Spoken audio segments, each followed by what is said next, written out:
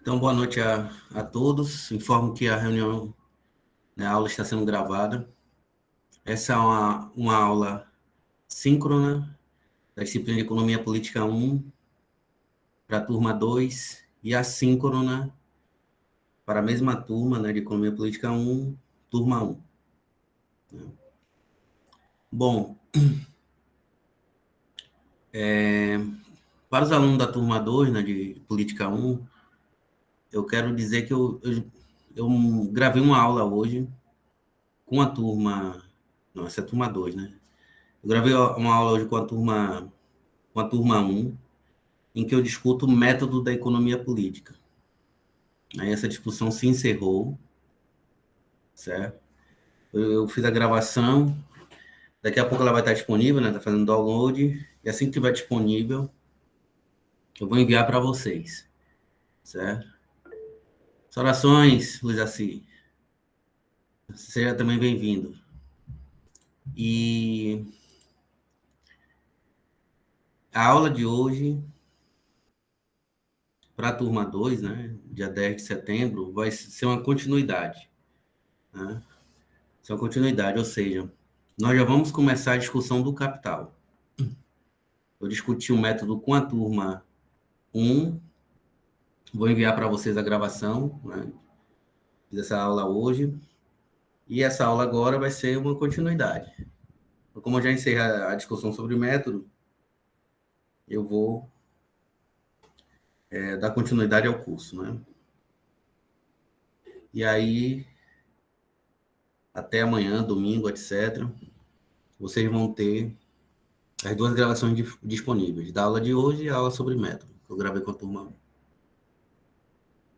Bom, na aula de hoje, nós vamos discutir, né, o capítulo 1 do Capital, né, chamado A Mercadoria. Deixa eu só pegar o Capital aqui rapidinho.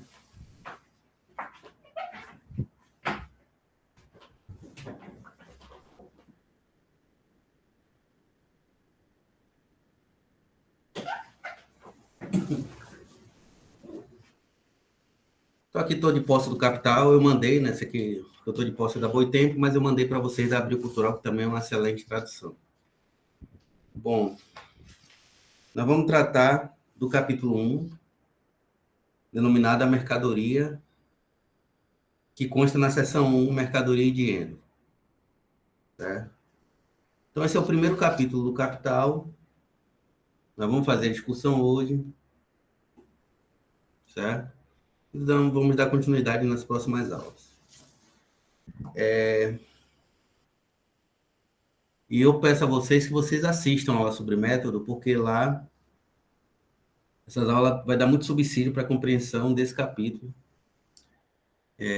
primeiro do Capital. Bom, tentar fazer uma síntese aqui do que eu discuti lá na aula sobre método. Então, na aula sobre método, né, eu expliquei o método de Marx, né, o método que ele aplicou para estudar, né, os fenômenos econômicos.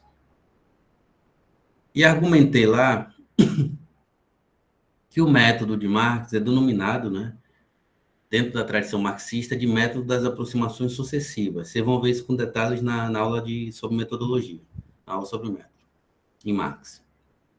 O que é o método das aproximações sucessivas? Nesse método, né, o pesquisador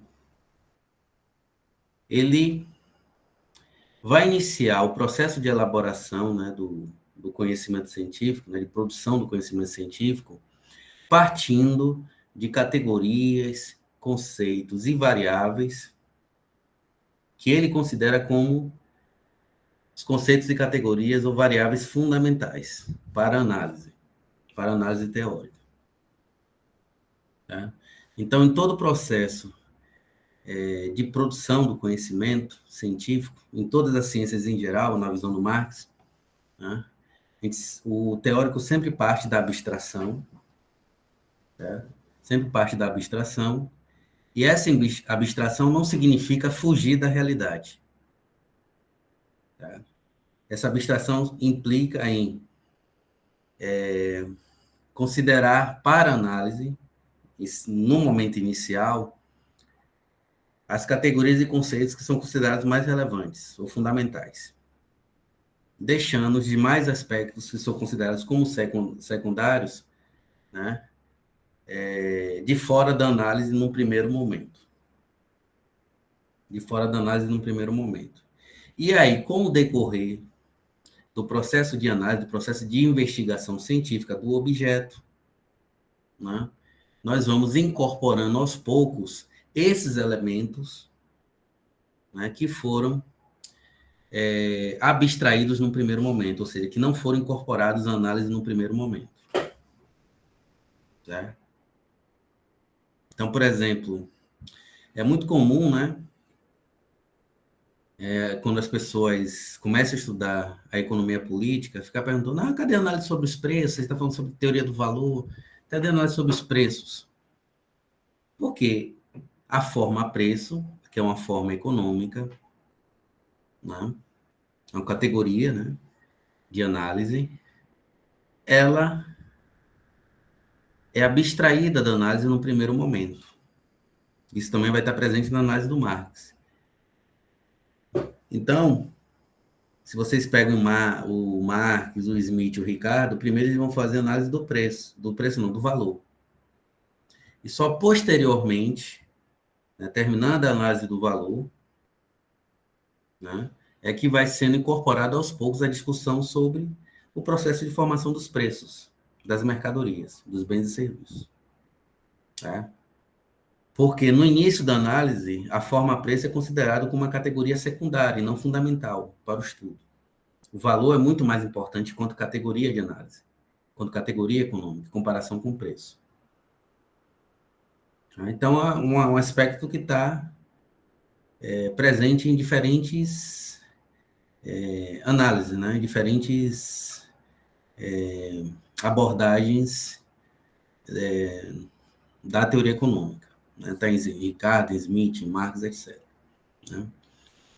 Outro aspecto também que é abstraído, né, na análise, por exemplo, do Marx, vocês vão ver com o decorrer aqui do curso, é a discussão sobre a concorrência entre as empresas. Esse aspecto só vai ser abordado posteriormente, lá no livro 3, né? Essa disciplina aqui só vai abordar o livro 1. Né? Por quê? Porque antes de incorporar a análise, o estudo da concorrência entre as empresas capitalistas, né? O Marx, primeiro, ele vai partir do que ele considera como os aspectos fundamentais da realidade, os conceitos, categorias, etc., para posteriormente incorporando esses aspectos secundários, entre eles a abordagem da concorrência, né? A abordagem dos preços, o processo de formação dos preços. Isso vai estar bem, né, distante, né, do momento inicial, da fase inicial da análise. Então, isso tem que ficar claro para vocês. Né? Então, por isso que é a aproximação sucessiva. Né? Você começa a análise com alto nível de abstração e, aos poucos, esses aspectos que foram abstraídos no primeiro momento vão ser incorporados de forma gradativa, como o estudo dos preços, o estudo da concorrência, entre outros aspectos. Então, que isso fique claro para vocês. Por quê? Porque normalmente, por que eu estou chamando a atenção para esse aspecto? Porque normalmente as pessoas têm muita dificuldade com o estudo inicial do capital, né, com os primeiros capítulos. Por quê? E por que a dificuldade? Porque é uma análise que está com alto nível de abstração.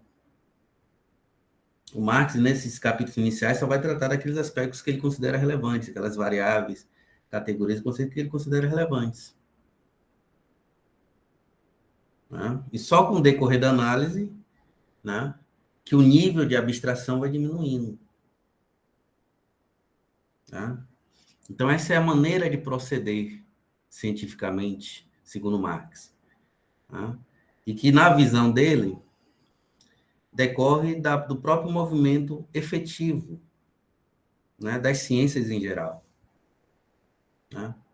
Então, por exemplo, como eu falei na aula sobre metodologia, né, sobre método em Marx, tanto na física quanto na química, né, antes do Einstein ter formulado a teoria da relatividade, ou do Newton ter, né, desvendado a lei da gravidade, né, explicado a lei da gravidade, muito antes disso, né, da descoberta dessas leis, entre outras, dessas teorias, entre outras, os físicos, ou mesmo filósofos, né, tinham desenvolvido alguns conceitos que são considerados fundamentais, né, e que foram o ponto de partida inicial, né, para as descobertas no campo da física que ocorreram muitos séculos depois, principalmente nos séculos 18 e 19. Então, antes de Newton, o próprio Einstein, né, terem desenvolvido a teoria da relatividade, né, e a lei da gravidade, os filósofos chegaram ao conceito de matéria. E esse conceito de matéria é o ponto de partida das análises tanto em física quanto na química. Não? É um conceito fundamental. Sem ele, não tem como haver descobertas científicas importantes nessas duas áreas do saber, tanto na física quanto na química. É tanto que eu falei lá na aula de metodologia, né? Todo aluno de física e de química, provavelmente nos primeiros períodos, ele aprende conceito de matéria, o conceito de átomo, entre outras coisas. É o ponto de partida para qualquer descoberta científica posterior. Né? Na economia, a mesma coisa. Vocês são apresentados, né, a teoria econômica assim que vocês entram no curso e vocês vão logo aprendendo os conceitos que são fundamentais para a análise econômica. Conceito de capital, conceito de meio de produção, força de trabalho, né? Dependendo da escola, né? Se for a escola marxista, você é apresentado o conceito de capital na perspectiva marxista, conceito de força de trabalho. Se você for na escola neoclássica, você vai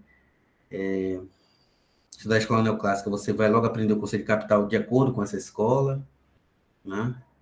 E outros conceitos, conceito de capital humano, entre outros conceitos, né? Que são pontos de partida da análise econômica.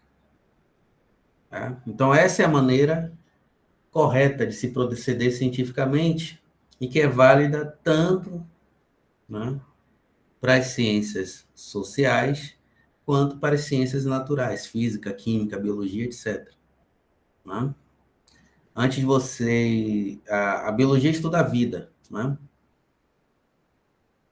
Mas ela parte de alguns conceitos fundamentais. Átomo, células, etc., para, né, enfim... E esses conceitos são, digamos assim, a base necessária para as investigações dentro desse campo do saber, dentro desse campo do conhecimento. Né? Sem esses conceitos, não se pode chegar a uma teoria da evolução, por exemplo. Né? Não se pode, enfim, fazer descobertas científicas relevantes ao longo do tempo. Então, na economia, ela não foge a essa regra, digamos assim, esse modo de proceder da ciência. Né? Então, a análise científica requer sempre partir do abstrato. E partir do abstrato significa selecionar aqueles aspectos, categorias e conceitos que são considerados relevantes para a análise. Né? E aí, com o decorrer da análise, né, os demais aspectos vão sendo incorporados gradativamente. Então, é isso que vocês vão ver no livro 1 do Capital, logo no início. Né? Vai começar com alto nível de abstração, e à medida que vocês foram lendo os capítulos, etc., né, o nível de abstração vai diminuindo aos poucos. Então, Marx vai começar com alto nível de abstração análise, né, para ao longo do tempo, com o decorrer da análise, né, esse nível de abstração ir diminuindo até ele estudar, por exemplo, o mercado mundial. Né? Até estudar o mercado mundial. Mas, para ele chegar ao estudo do mercado mundial, quando ele faz discussão, por exemplo, dos processos de concentração e centralização do capital, ele precisa partir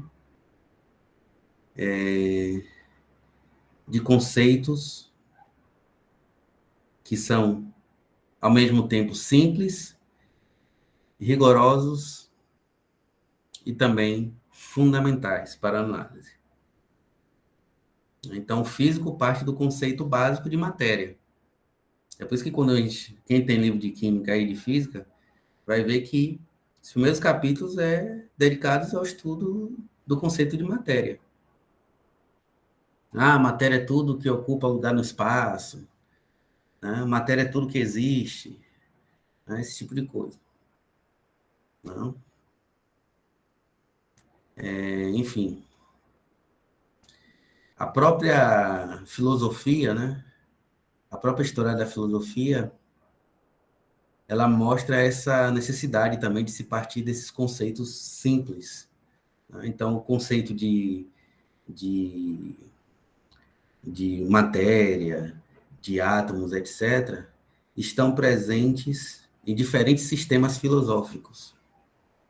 Antes das grandes descobertas da física, por exemplo, no século XIX, né, muito tempo antes já se tinha formulado os principais conceitos, né, de matéria, átomo, etc. Né?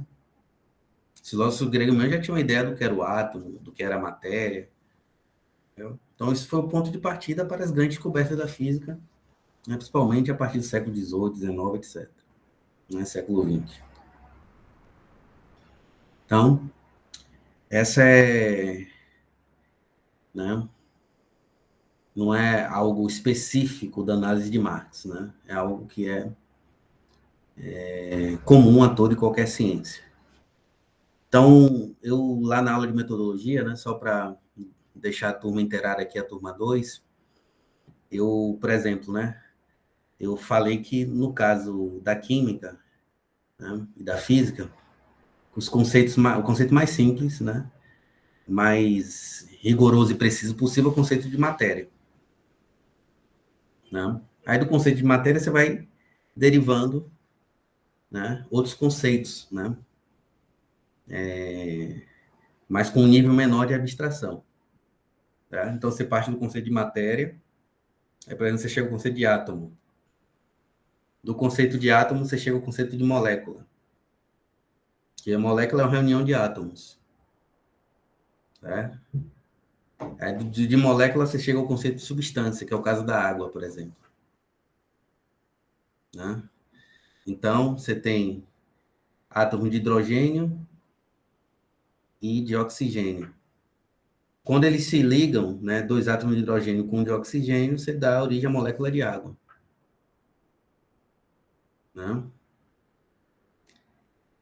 E a reunião de moléculas de água dá origem à substância, que é a própria água. Né? Você vê que o nível de abstração vai diminuindo, né? A partir lá do conceito de matéria, vai chegando no conceito de átomo, depois molécula, depois substância. Né? Então, é a maneira científica de proceder. Né? Correta. Né? Do ponto de vista científico, é essa. É o método das aproximações sucessivas. Não tem como você estudar física sem saber o conceito de matéria. Impossível. Ou biologia, ou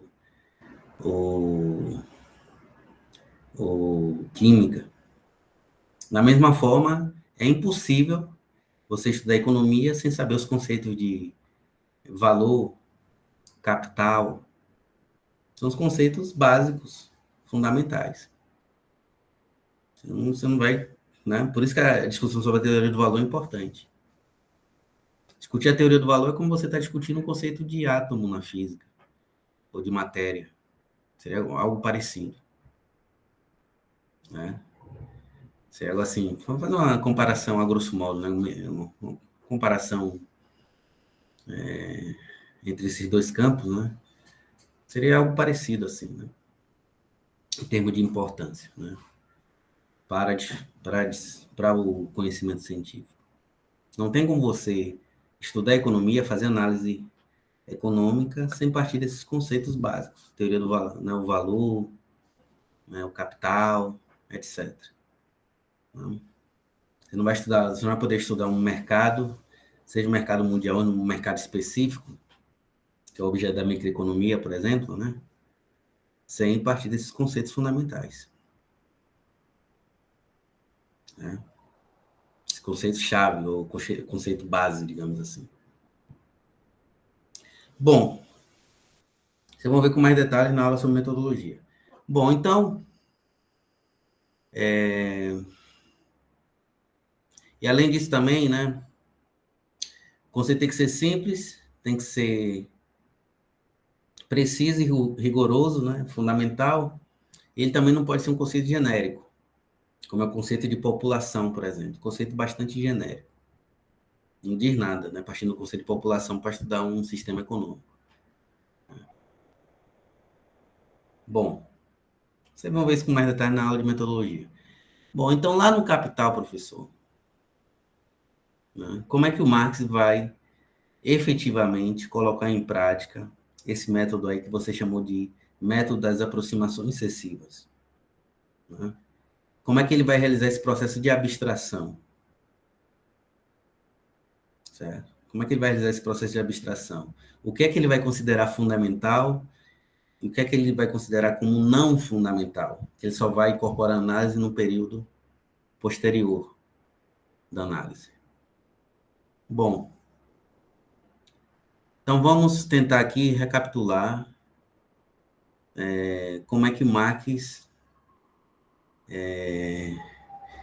realizou o processo de abstração, né, para chegar ao que ele entendia como as categorias e conceitos fundamentais para a análise, né, econômica.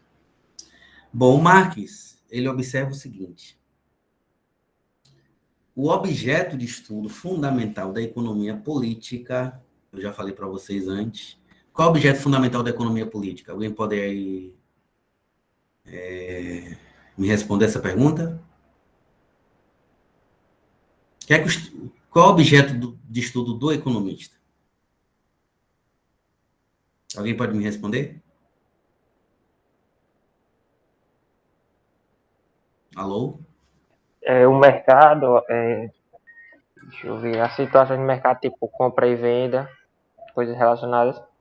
Não. O mercado é objeto de estudo para a economia, mas ele não é o fundamental. Ele não é o fundamental. Ele é objeto de estudo. Inclusive, o próprio Marx estuda os mercados. Certo?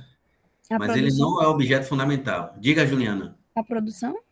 Exatamente. A produção. A produção material. A produção de bens e serviços. Entendeu, Arthur? Entendi. Na análise teórica,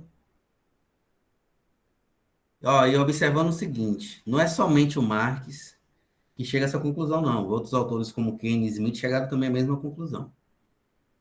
Certo? Smith e Keynes, por exemplo, chegaram à mesma conclusão. Então, né,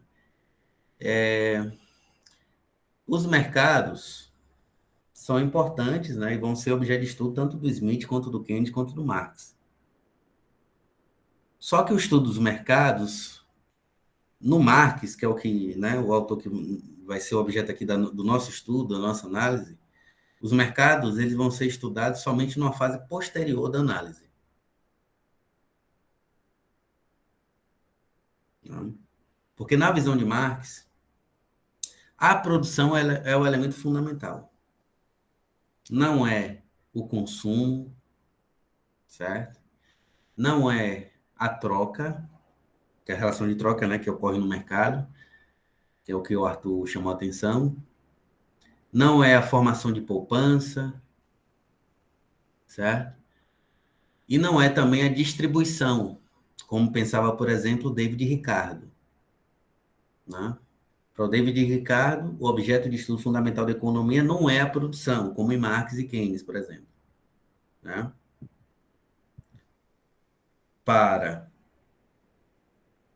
Ricardo, o objeto fundamental, né, por excelência da economia política, é a distribuição.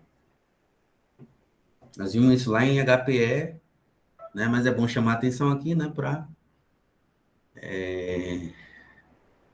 destacar as diferenças, né, de abordagem. Pois bem, em Marx, não é a distribuição, não é a troca, não é o consumo, né, é a produção. E por que é a produção? Porque ela é a base, como diz o Arthur aqui, né, para as demais dimensões, certo? Para as demais facetas, né, do estudo dos fenômenos econômicos.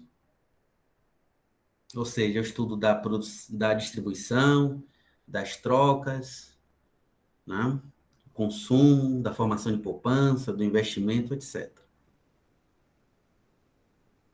Né? Ou mesmo para o estudo, por exemplo, das finanças, da esfera financeira. O estudo dos mercados financeiros, mercados de capital, né, a bolsa de valores. Tudo isso é objeto de estudo para o economista. Mas o que eu estou chamando a atenção aqui é que o ponto de partida da análise não pode ser a bolsa de valores, não pode ser o comércio, não pode ser os mercados de bens e serviços, como é na economia neoclássica, por exemplo. Tá? O ponto de partida da análise teórica é a produção.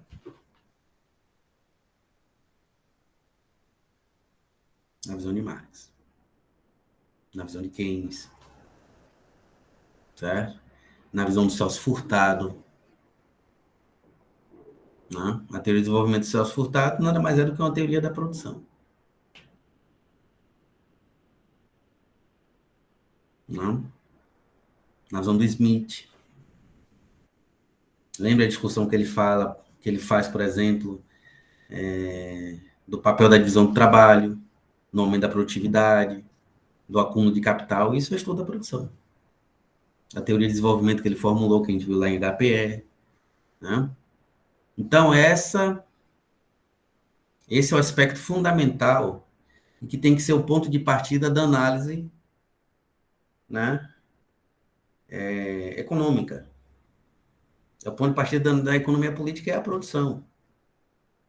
Não é o mercado financeiro, não são os mercados de bens e serviços, tá?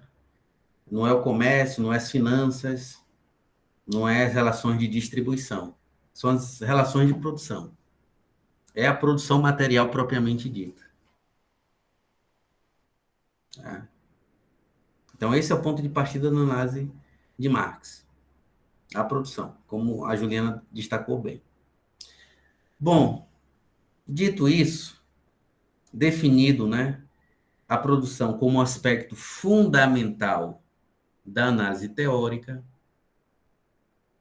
né, do qual o cientista social tem que partir, né, no caso o economista tem que partir, né, para poder fazer as descobertas científicas, etc., explicar os diferentes fenômenos econômicos, né, partindo-se da produção, né, que é a esfera fundamental da análise, em Marx. O Marx ele vai, né, vai definir como objeto de estudo da análise dele em O Capital a produção capitalista. A produção capitalista. Certo? A produção capitalista. Definido o objeto, que é a produção material. Ele aí vai fazer um processo de abstração,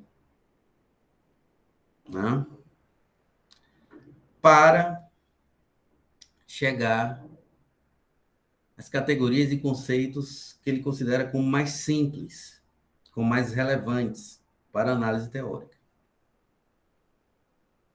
Então, a pergunta que ele vai se fazer é a seguinte: ora, eu parto do meu estudo da produção. Aí ele vai chegar à seguinte conclusão, né? Melhor dizendo, a seguinte pergunta: como é que se expressa, né? Como o objetivo da produção é produzir riqueza material, né? Riqueza em bens e serviços, que vão satisfazer nossas diferentes necessidades. Como é que se expressa a riqueza em termos capitalistas? Certo? Em termos capitalistas. Como é que se expressa a riqueza concretamente em termos capitalistas?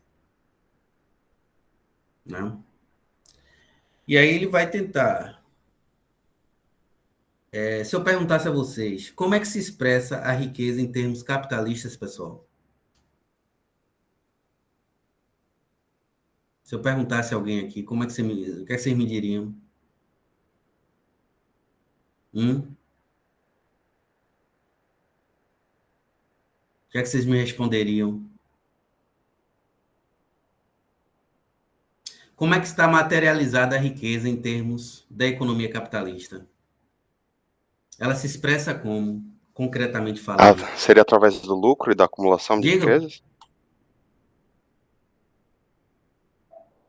Não, isso é uma etapa posterior.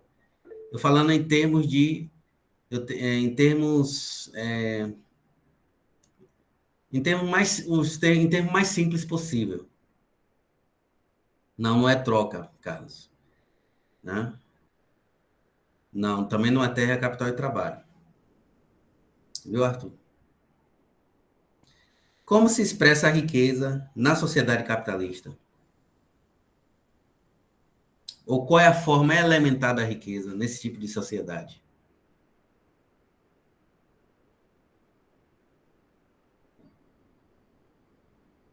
Dinheiro? Será mesmo, Juliana, que é o dinheiro? Propriedade privada? É e não é.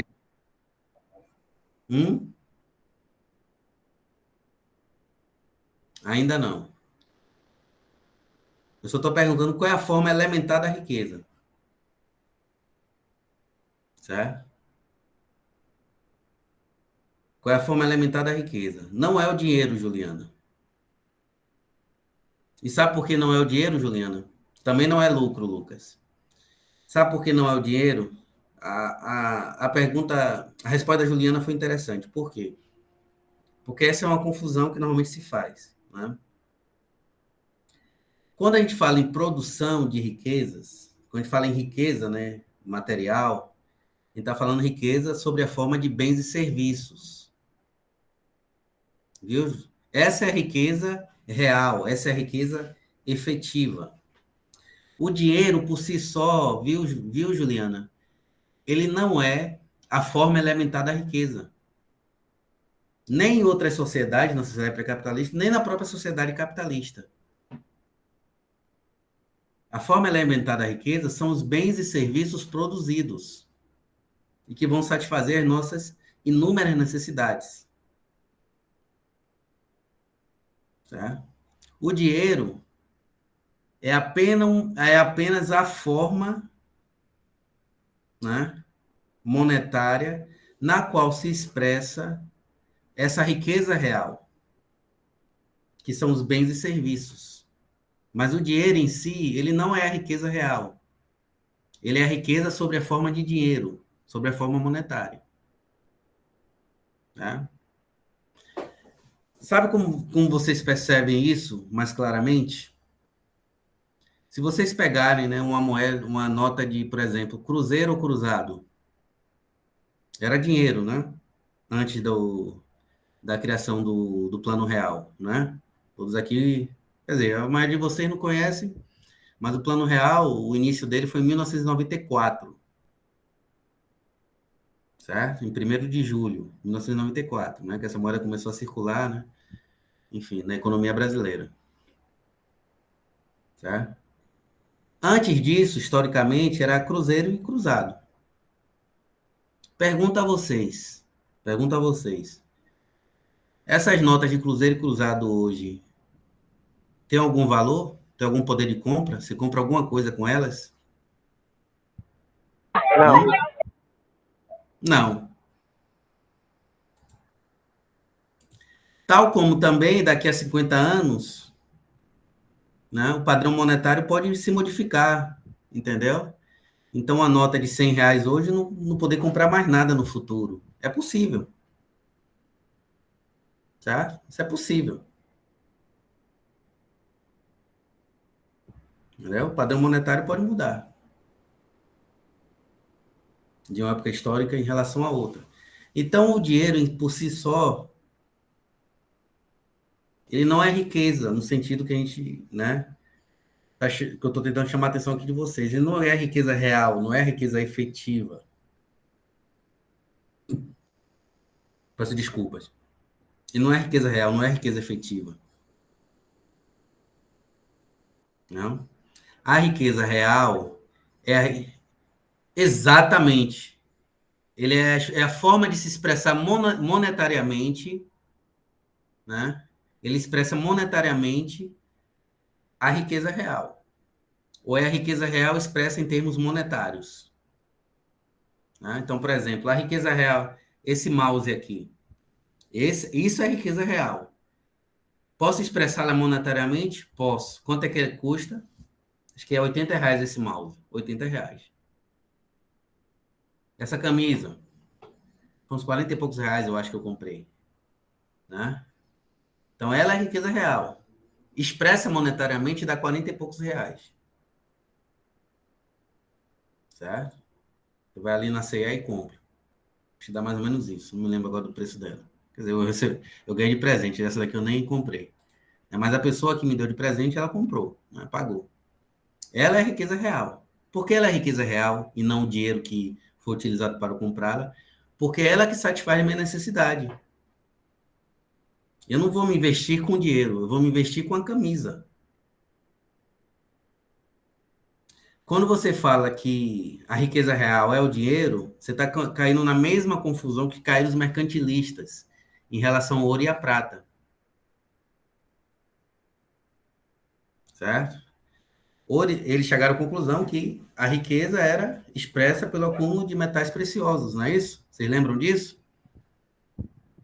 Vocês estão lembrados disso, né? Lá de HPE.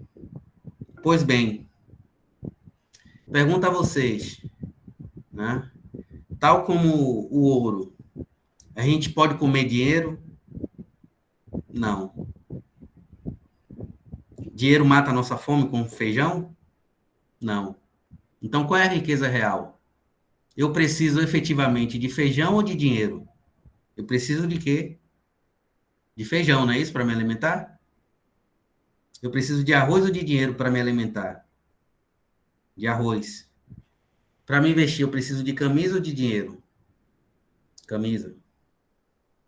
Né? Para morar, eu preciso de um apartamento, uma casa ou preciso de dinheiro?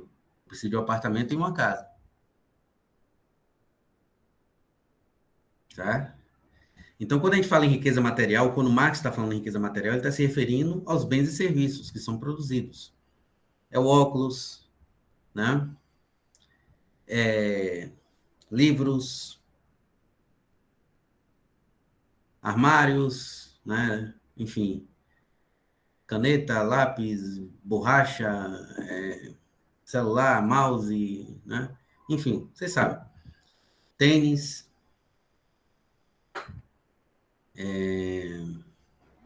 automóveis, motos, motocicletas, bicicletas, né? Portas. Tudo isso é riqueza material. É a riqueza no sentido concreto, no sentido efetivo, no sentido real. O dinheiro é apenas a forma de se expressar essa riqueza em termos monetários. Como o exemplo aqui dessa camisa, 40 e poucos reais. Esses 40 e poucos reais expressa monetariamente, né, essa riqueza real aqui que é expressa através dessa camisa. Pois bem, o que é que o Marx vai fazer lá no Capital? Definido o objeto de estudo fundamental da economia política, a produção material, como a Juliana chamou bem, né? Ele vai dizer, bom, como é que se expressa, né, concretamente a forma elementar da riqueza nessa sociedade, na sociedade capitalista? Ou seja, como é que se expressa, qual é a forma elementar dos bens e serviços nesse tipo de sociedade? Hein? É o quê? Qual é a forma elementar da riqueza? É a mercadoria. Porque nesse tipo de sociedade, né? Esse tipo de sociedade, as coisas, né, os bens e serviços serão produzidos, são produzidos já de antemão como mercadorias, para serem trocados lá no mercado. Da importância do estudo dos mercados, viu, Arthur? Que você que chamou a atenção. Né? Então, por exemplo, lá na loja, na produção da Samsung, celular aqui, né, da Samsung,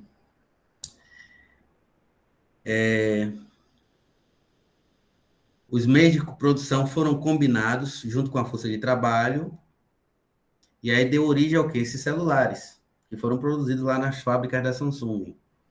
Os televisores, notebooks da Samsung e por aí vai. Tudo que é produzido pela empresa Samsung. Mas vamos ficar só no celular, certo? Então, qual o resultado do processo de produção? É a mercadoria.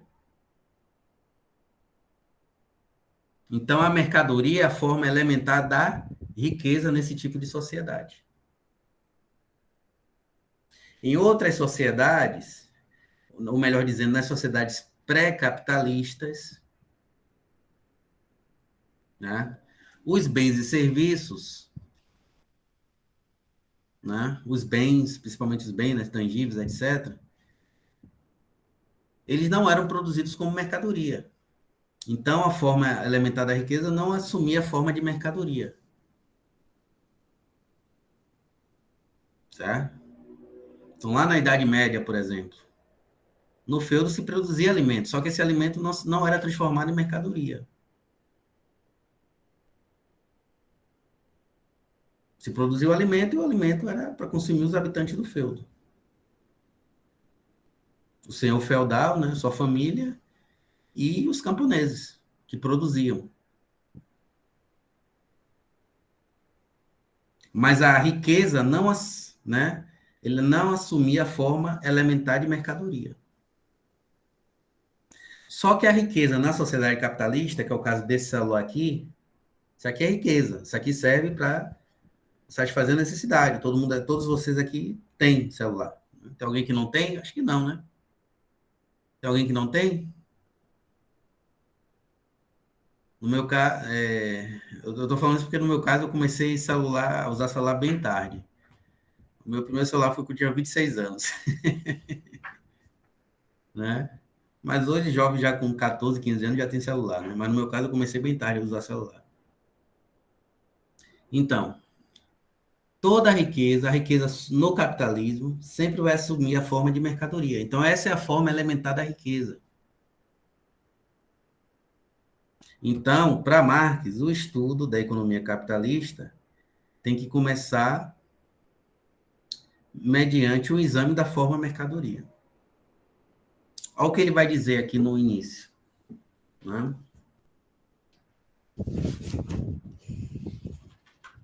Ele vai dizer o seguinte.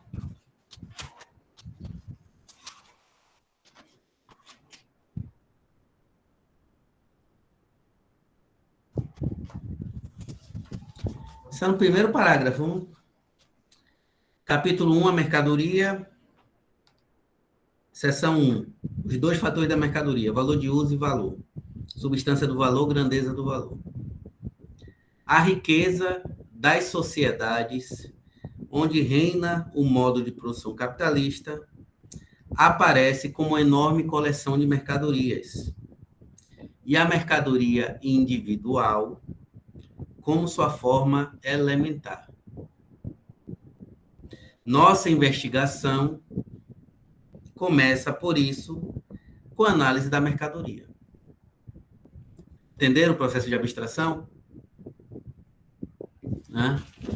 Ele chega à conclusão que o objeto de estudo por excelência do economista político é a produção.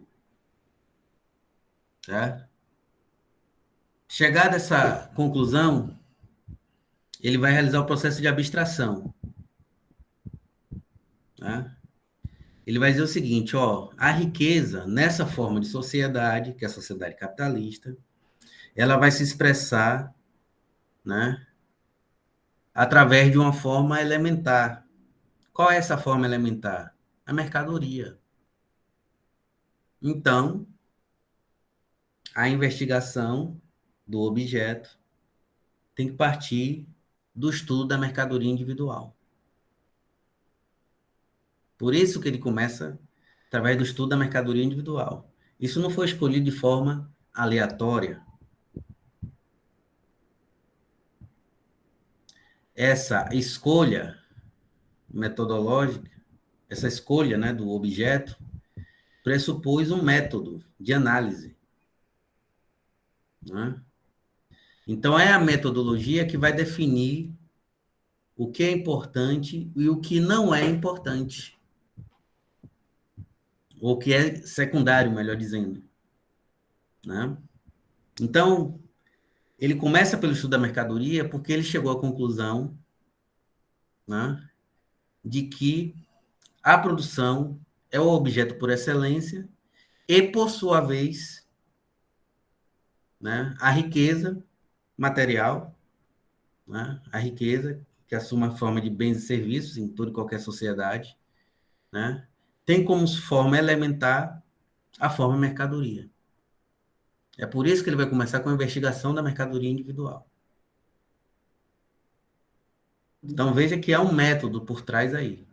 Essas coisas não foi escolhido de forma aleatória. O exame da mercadoria não obedeceu a um procedimento metodológico. Não foi uma escolha feita aleatoriamente. Não? Então, há um método por trás aí.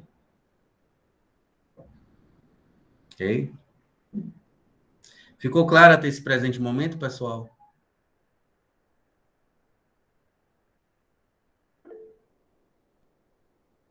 Sim. Por isso que ele não vai começar estudando a forma preço. Por isso que ele não vai começar estudando os mercados, viu, Arthur? Por isso, viu, Juliana, que ele não vai começar estudando dinheiro. Certo? Por quê? Porque o dinheiro não é riqueza em si, tal como o ouro também não é riqueza em si.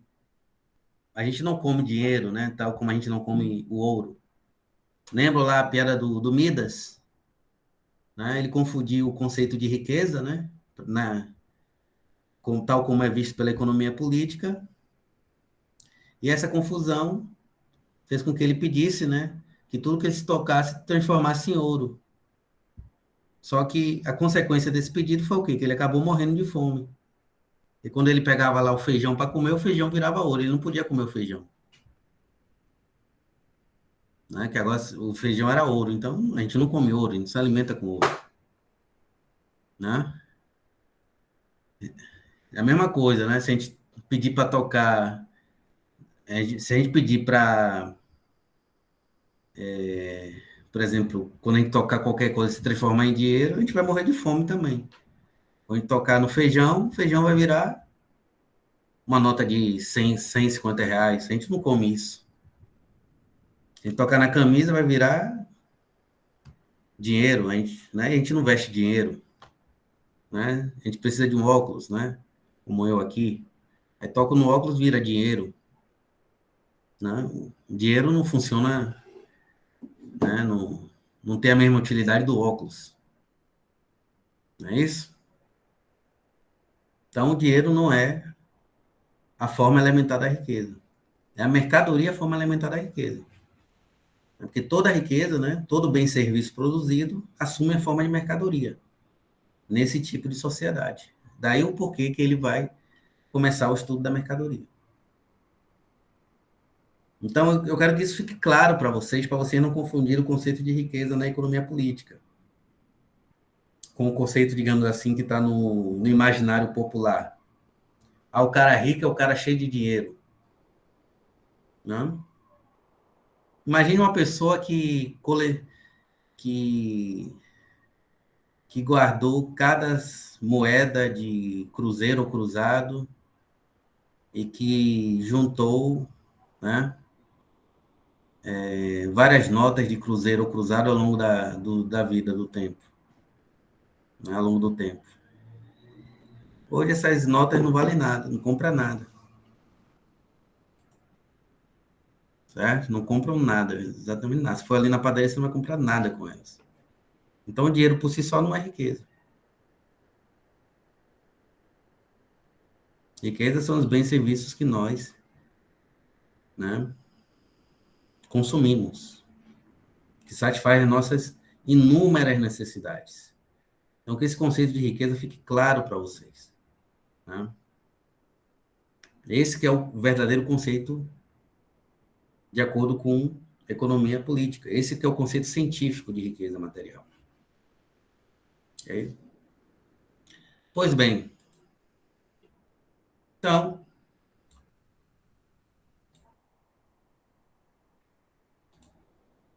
definido, né, esse aspecto, qual é o aspecto fundamental, que é a produção, e definido que a mercadoria é a forma elementar, né, sobre a qual se apresenta a riqueza na sociedade burguesa, na sociedade capitalista, o Marx vai começar o estudo da mercadoria individual.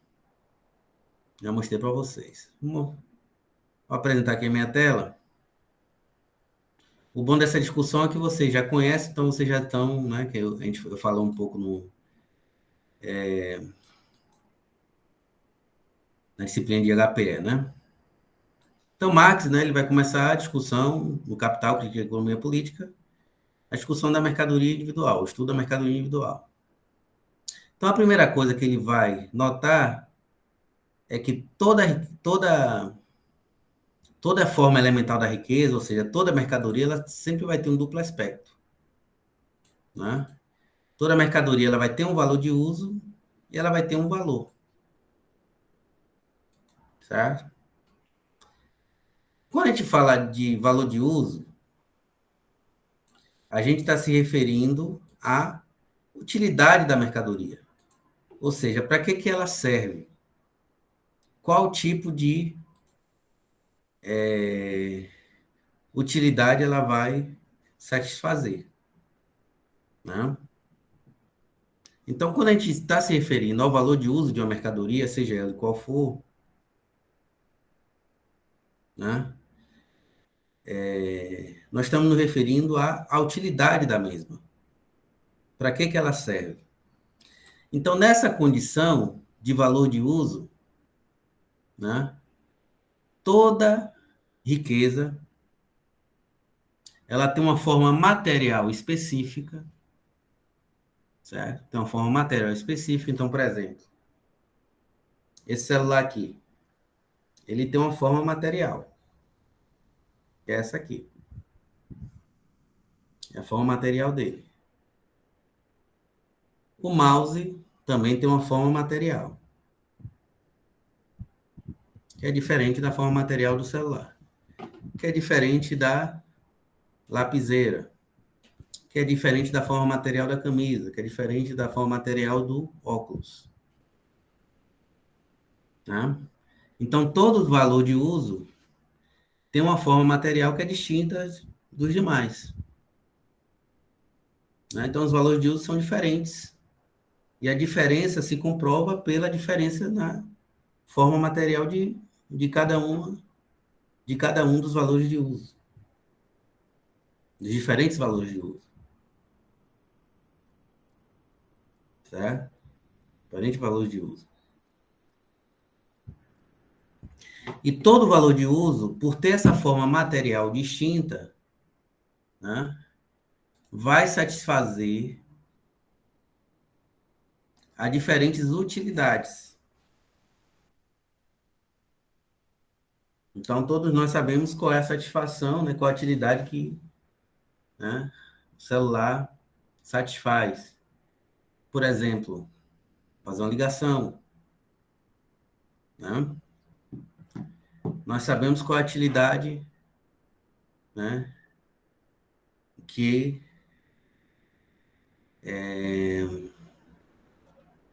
essa lapiseira tem. Né? Poder escrever. Né? O mouse também tem uma utilidade distinta. Né? Auxiliar aqui, né?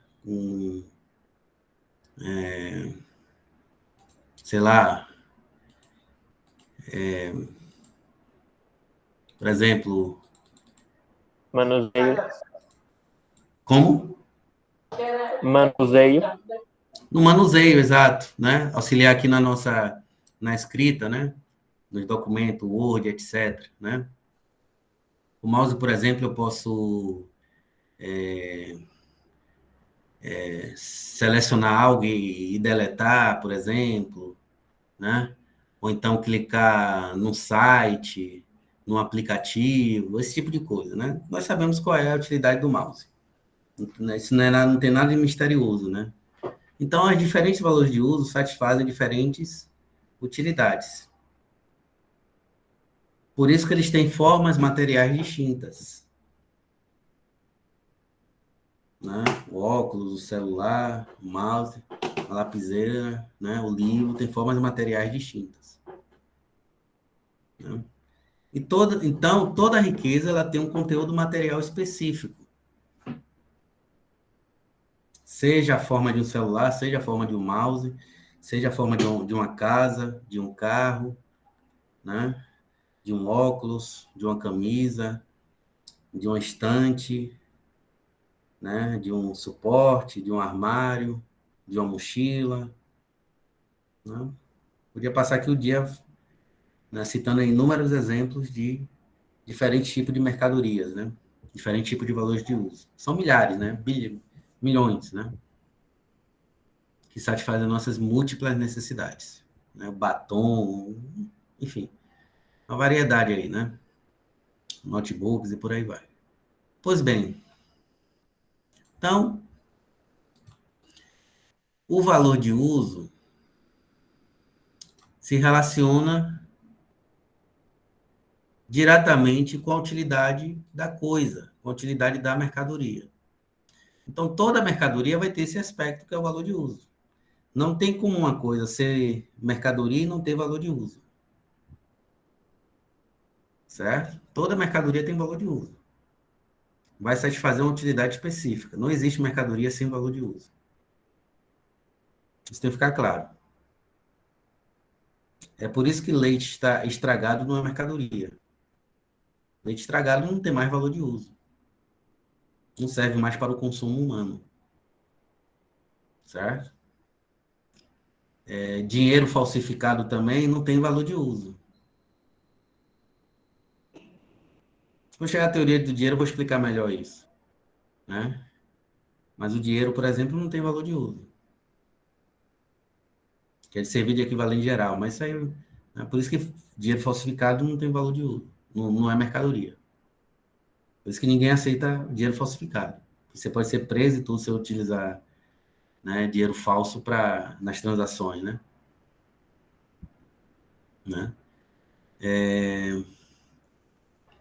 Se eu pegar esse celular aqui, estraçalhar ele, jogar no chão, quebrar ele todo, né?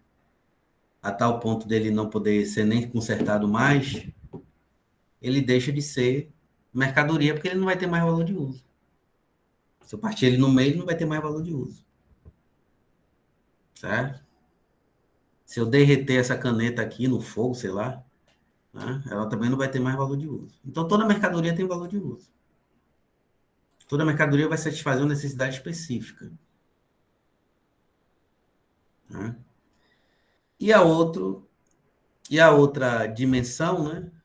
Outro aspecto da forma mercadoria é que toda mercadoria tem valor.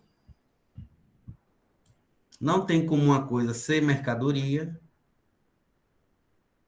e não ter valor. Vou perguntar uma coisa para vocês. Quero ver se vocês captaram. Esse meu celular aqui tem valor? Sim, sim. Não tem. Não tem. E sabe por que não tem? Porque ele só serve para o meu consumo. Eu não quero vendê-lo. Eu só estou utilizando ele para o meu consumo. Eu não quero vendê-lo.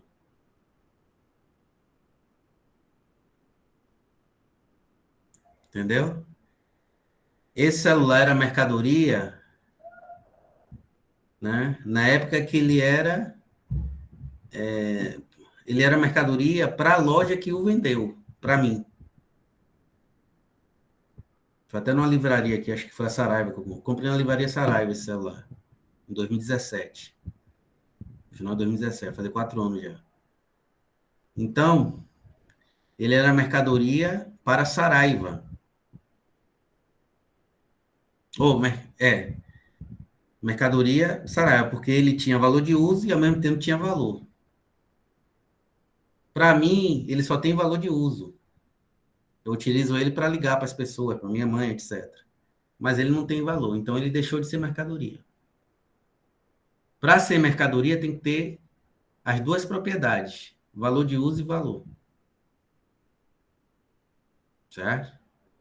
Então, por exemplo, a casa de vocês, as roupas de vocês, como vocês utilizam como objetivo é só o consumo, o pessoal de cada um de vocês, não é mercadoria, porque só tem valor de uso, mas não tem valor. Para ser mercadoria, tem que ter obrigatoriamente as duas propriedades, ser valor de uso e valor.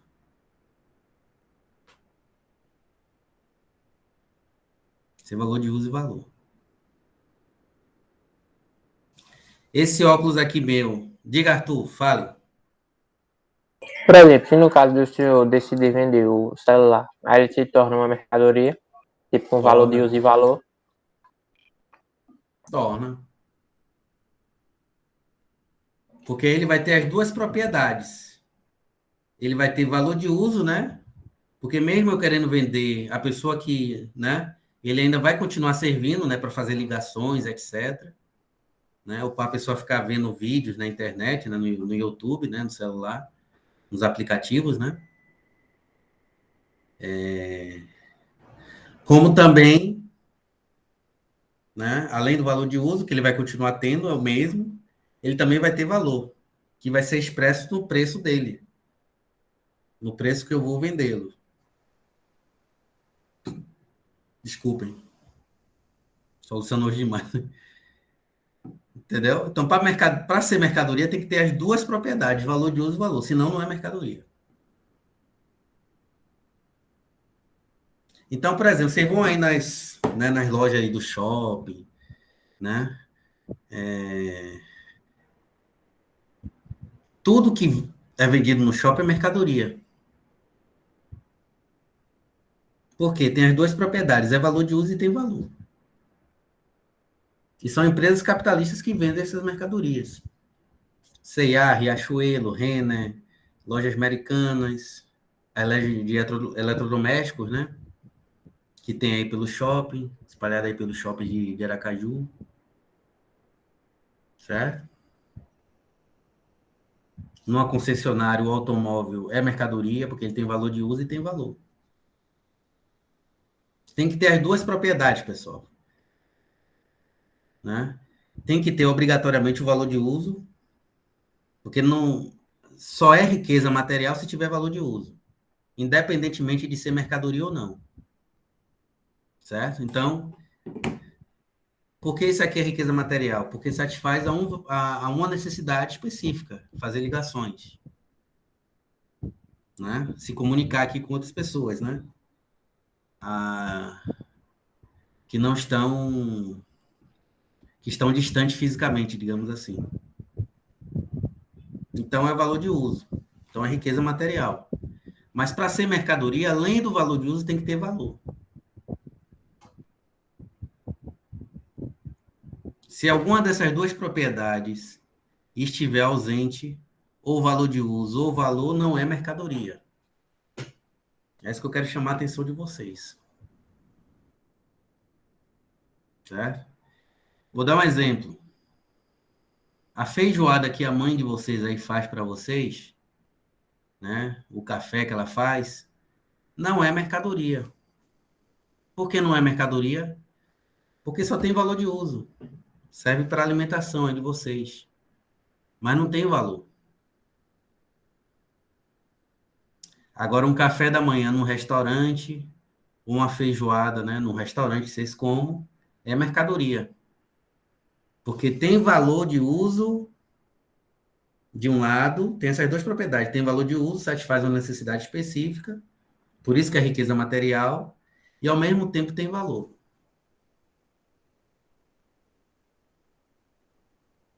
Tem que ter as duas propriedades obrigatoriamente para ser mercadoria. Se não tem valor de uso, não é mercadoria. Leite estragado não tem valor de uso, não serve mais para consumo. Né? Então, leite estragado joga fora. É ou não é? Joga fora. Não serve mais para nada. Não serve para o consumo humano. Né? Não tem valor. Então, se não tem valor de uso, não é mercadoria. Mas uma coisa pode ter valor de uso e mesmo assim não ser mercadoria. Né? Que é o caso desse meu celular aqui. Tem valor de uso, mas não é mercadoria porque eu não quero vendê-lo. Aqui é só para satisfazer minha necessidade de comunicar, ligar para meus parentes, né? Amigos, etc. Né? Falar no Zap com os amigos, etc. Por aí vai. Para ser mercadoria tem que ter obrigatoriamente essas duas propriedades, valor de uso e valor. Né?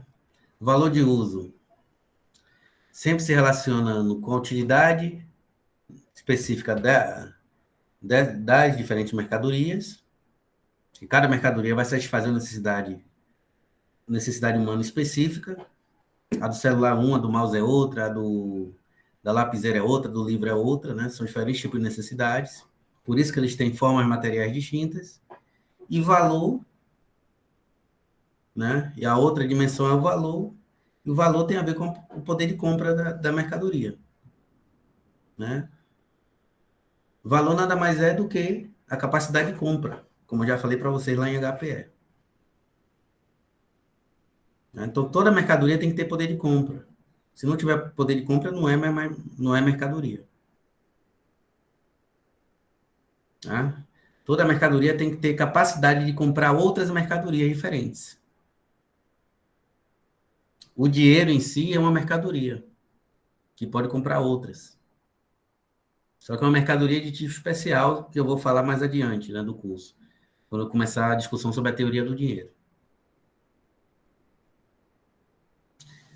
Então, como está chegando no final da aula, né, eu quero deixar claro aqui para vocês esse conceito de mercadoria, né, que implica essas duas propriedades. Ela tem que ter valor de uso, tem a ver com a utilidade, né, tipo de necessidade, né, que é diferente, né, de uma mercadoria para outra. Então, toda mercadoria vai satisfazer uma necessidade humana específica, comer, beber, alimentar, etc., né, satisfazer a necessidade de comunicação, transporte, etc., né, as múltiplas necessidades que todo ser humano tem, para isso que serve a produção dessas diferentes mercadorias. E o segundo elemento, toda mercadoria tem que ter poder de compra. Né? Ou seja, ela tem que ter valor. Então, essas duas propriedades estão presentes em toda e qualquer mercadoria. Então, não confundir mercadoria com a propriedade, com, sei lá, a sua camisa pessoal. Isso não é mercadoria. Agora, as camisas lá que estão à venda na loja da Mitchell, Essas sim são mercadorias. Porque além do valor de uso, elas têm valor. Agora, a sua camisa pessoal não tem, né? A não ser que você queira vendê-la. Aí ela passa a ser mercadoria, porque ela, além do valor de uso, ela vai ter valor também. Diga, Arthur. Por exemplo, no caso de um bem que não esteja valor, esteja só valor de uso, Marx, ele dá alguma classificação, algum nome específico? Não, é só um bem que tem valor de uso, não é mais mercadoria, certo? Por exemplo, não existe o nome é só valor de uso, entendeu, Arthur? O nome é só valor de uso. Por exemplo, o café que sua mãe faz para você é um valor de uso. O café serve para você beber, o pão, né, quentinho que ela faz para você, serve para você comer. É um valor de uso. São diferentes valores de uso, né? O café, o pão, sei lá, o ovo, né? O queijo, o presunto, só valor de uso. Mas não é mercadoria. Entendeu? Entendi. E as coisas que você comprou, né, que eram mercadorias e hoje deixaram de ser. A camisa que você está usando agora, o óculos, eu acho que você usa óculos, né, que nem eu. O óculos que você usa não é mais mercadoria, que está te satisfazendo a sua necessidade. É só valor de uso. O nome específico é valor de uso. Viu, Arthur? É valor de uso. É só um valor de uso.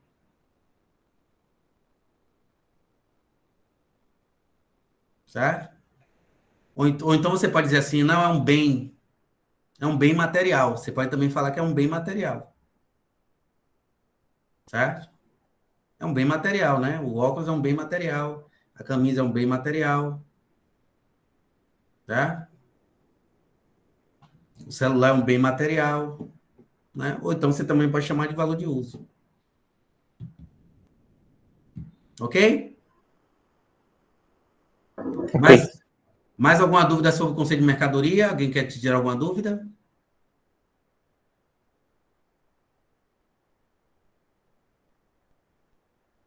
Ficou claro, pessoal? Ficou sim. Né? Essas duas propriedades têm que estar presentes, viu? Não se esqueçam disso. Toda mercadoria é valor de uso e valor. Não existe mercadoria que é só o valor de uso ou só o valor. As duas propriedades têm que estar presentes. Eu quero que vocês entendam isso, até para vocês entenderem a teoria do valor. Isso é fundamental. Né? E o valor de uso, lembre-se, sempre se relaciona com a utilidade do bem, né? Para que ele serve, né? Qual tipo de necessidade ele vai satisfazer. E o valor propriamente dito tem a ver com o poder de compra da mercadoria, o quanto ela pode comprar de outras mercadorias. Então, toda mercadoria tem poder de compra, inclusive o dinheiro. Aí que gera a confusão, né, de achar que o dinheiro é o próprio representante da riqueza real, da riqueza efetiva. Certo? Mas isso vai ser discutido melhor mais adiante. Vou chegar na teoria do dinheiro. Posso finalizar, então, a aula? Ficou claro para todos? Sim. Então, vou finalizar aqui a gravação.